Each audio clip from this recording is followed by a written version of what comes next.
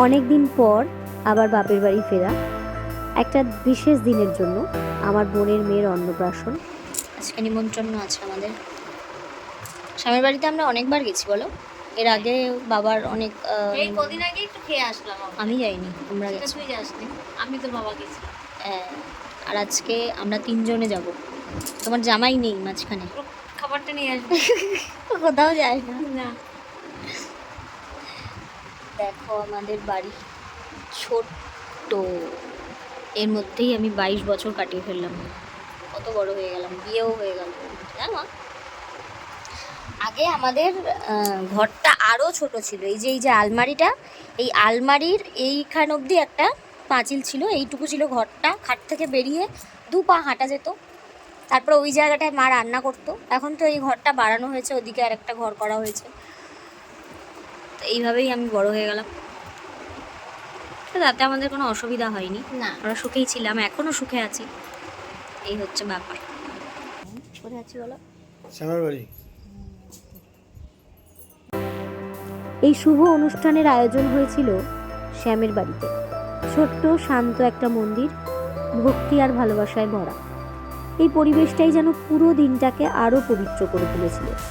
আমাদের ওখানটায় যারাই শ্যামের বাড়ির কাছাকাছি থাকে তাদের যে কোনো শুভ অনুষ্ঠান শ্যামের কাছে গিয়েই সম্পন্ন করতে যায়। তো সেরকম ওরাও সেরকমটাই চেয়েছিল, আর সেরকমটাই হয়েছে শ্যামের আশীর্বাদে। আসল অনুষ্ঠান হলো আমাদের ছোট্ট মোহরের মুখে ভাত। ছোট্ট করে প্রথমবার প্রসাদ মুখে দেওয়া, সবার চোখে আনন্দ, আশীর্বাদ আর ভালোবাসা। তারপর আমাদের সেই পুরনো মজার সেই রীতি, গন্ডা, বই, খাতা, পেন্সিল, যার মধ্যে নাকি ভবিষ্যতের ইঙ্গিত খোঁজা যায়। আর মজার ব্যাপার, ও কিন্তু বইটাই ছুঁয়েছে, হয়তো ভবিষ্যতে বড় কিছু করবে। সাজানো হচ্ছিল এত সুন্দর করে ওকে, ছোট্ট হাসি, চোখের মিষ্টি চাহনি সবাইকে মুগ্ধ করেছিল। যদিও ও ঘুম থেকে উঠেছে সবে, সবাই তখন ওকে সাজাচ্ছে, তখন ওর চোখে ঘুম কাটেনি, কিন্তু ভীষণ মিষ্টি আমাদের ছোট্ট এই মুহূর্ত। এই ছোট্ট ছোট্ট মুহূর্তগুলোই তো সারা জীবনের স্মৃতি, তাই না বলো?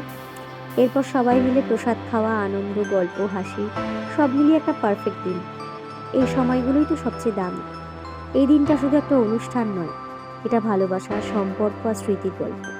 এই ছোট্ট মোহর চোখের সামনে যত বড় হয়ে উঠবে আমাদের, আর আমরাও যত বড় হয়ে উঠব, ততই মনে হবে যে এই তো সেদিন ওর অন্নপ্রাশন খেয়ে এলাম। তো যাই হোক, ভগবানের কাছে প্রার্থনা করি ও অনেক বড় হোক, অনেক ভালো থাকুক,